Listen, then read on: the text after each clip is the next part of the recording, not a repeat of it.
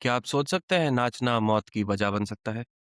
हम सब ने पार्टीज में घंटों डांस किया होगा, लेकिन एक वक्त ऐसा भी था जब लोग इतना नाचे कि उनका शरीर थक कर चूर हो गया, उनकी हड्डियां टूट गई और उनकी मौत हो गई।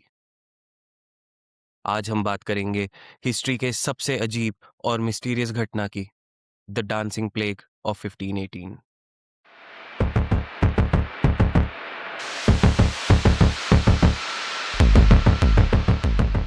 ये कहानी शुरू होती है जुलाई 1518 में फ्रांस के स्ट्रासबर्ग शहर में। एक गर्मी की दोपहर थी जहां फ्राउ ट्रॉफिया नाम की एक औरत अपने घर से बाहर निकलती है और अचानक नाचना शुरू कर देती है। अब इसमें अजीब बात क्या है?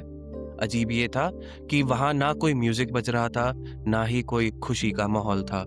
फ्राउ ट्रॉफिया के चेहरे पर कोई मुस्कुराहट नहीं थी, बल्कि उनकी आंखों में दहशत और दर्द भरा हुआ था। वो रुकना चाहती थी, लेकिन उनके पैर उन्हें रुकने नहीं दे रहे थे। वो लगातार 6 दिनों तक नाचती रहीं।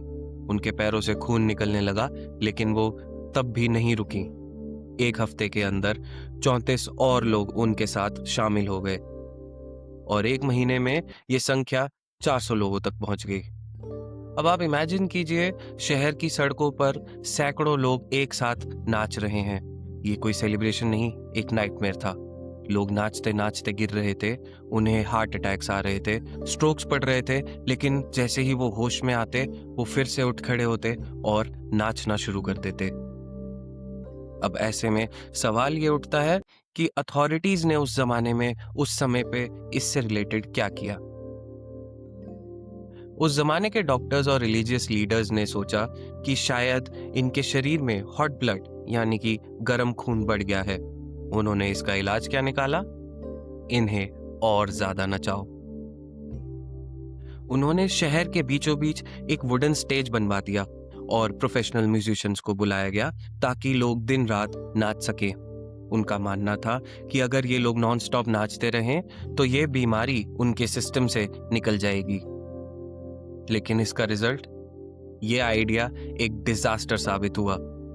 स्टेज पर थककर मरने वालों की तादाद बढ़ने लगी। रोजाना 15 से 20 लोग अपनी जान गंवा रहे थे।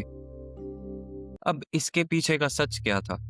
मॉडर्न साइंटिस्ट और हिस्टोरियंस ने इसके पीछे कई वजह बताई हैं, जिसमें से एक है अगॉट poisoning, the mad bread.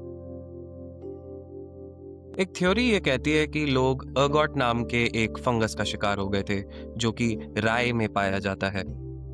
Ergot वही केमिकल है जिससे एलएसडी बनता है। इससे हेलुसिनेशंस और शरीर में झटके यानी कि स्पैज़म्स लगते हैं। लेकिन अर्गॉट पॉइजनिंग में इतने दिनों तक कोऑर्डिनेशन के साथ नाचना नामुमकिन है। तो इसके बाद एक और थ्योरी इसके पीछे निकाली गई, जिसको कहते हैं मास हिस्टेरिया।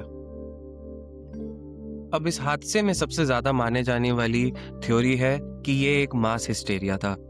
उस वक्त स्ट्रासबर्ग में भयंकर अकाल यानी कि फैमिन फैला हुआ था और सारे में बीमारियां फैली हुई थी। लोग इतने ज्यादा स्ट्रेस और डर में थे कि उनका दिमाग अचानक से स्नैप हो गया। अब इसके पीछे तीसरी थ्योरी बताती है सेंट वाइटस का कर्स। उस जमाने के लोग एक श्राप को मानते थे। उनका मानना था कि सेंट वाइटस, जो कि क्रिश्चियन सेंट थे, वो नाराज हैं और वो गुनहगारों को तब तक नचा रहे हैं जब तक वो मर ना जाए। अब ये सवाल उठता है कि ये सब आखिर खत्म कैसे हुआ?